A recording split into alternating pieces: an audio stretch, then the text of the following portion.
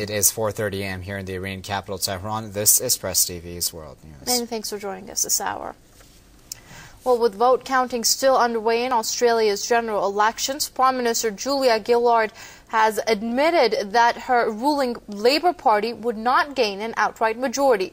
75% of the ballot papers have been counted so far. Gillard says her party would not get the 76 seats in Parliament. She says she would rely on the support of 4 independent lawmakers. Media reports say Gillard is lagging the opposition Liberals by 70 seats to 72. Meanwhile, former Premier John Howard suggested Liberal leader Tony Abbott would probably come out the winner. However, election analysts predict both sides to end up with 73 or 74 seats. These projections indicate the country will have its first hung parliament in 70 years.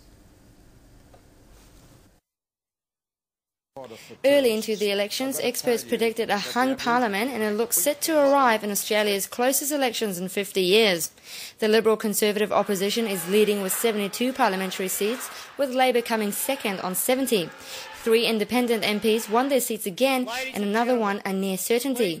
The Greens also made history by winning a seat previously held by Labor. In her speech to party faithful in Melbourne, Prime Minister Julia+Gillard reached out to the independent MPs who will be the kingmakers of this election. I have had a good track record in the federal parliament, working positively and productively with the independents in the House of Representatives and working with the Greens in the Senate. I believe in respecting the role of every representative in the House of Representatives, including the independents and the Greens. Failure in forming a minority government will see Australia's first female Prime Minister, who came to power 2 months ago, make an exit in record time. But Gillard doesn't plan on leaving without a fight. I know that we tonight do not know what the outcome is going to be. There are anxious days ahead. But in those anxious days, I'll keep fighting for our positive plan for this nation's future. The fight for that plan isn't over yet. We will continue to fight for it in the days to come. We will continue to fight to form a government in this country.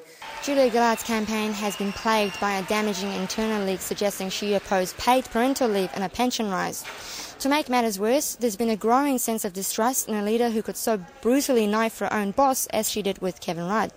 But tonight Ms Gillard was sure she would provide strong leadership until the final election results are announced in a few days. Opposition leader Tony Abbott said it was clear Ms Gillard's Labor had lost its majority and its legitimacy. He said the coalition was back in business and would try to form a government, and that Labor would never be able to govern effectively in a minority. Australia has a compulsory voting system on the basis that it's people's civic duty to vote as it is to pay taxes.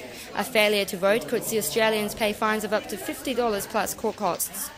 This system has been criticised for being undemocratic, infringing on people's liberties. It's also seen as an attack on people's religious freedoms. Basim Tabar, Press TV, Melbourne. A new U.S. probe has revealed